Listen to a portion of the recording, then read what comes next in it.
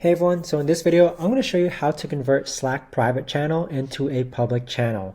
So this is going to become particularly useful for individuals who have maybe accidentally created a private channel on Slack, but then want to make it public.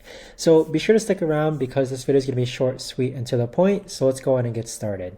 So first what we're going to do is go onto our Slack account, which looks like this. Now I've created a demo channel called private, and as you can see, it's private because you see this lock icon on the left hand side of it.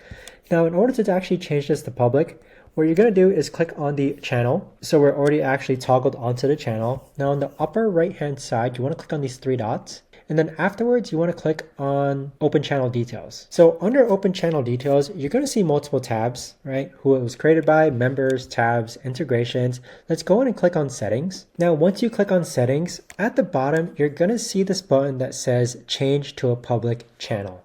So once you change it to a public channel, you're going to create a confirmation. Keep in mind that when you make a private channel a public, anyone from your workspace can see its message history and join. And if you make the channel private again, it'll be visible to anyone who's joined the channel up until that point. So change to public. So now you can see that the lock icon is no longer there. And so with that, now Slack has made this channel public. So that is the best and easiest way that I found to actually go ahead and change a private channel to a public channel on Slack. If you know of a better, easier way to actually do this, let me know in the comments down below. Thanks so much for watching, everyone, and I'll see you guys all in the next video. Take care.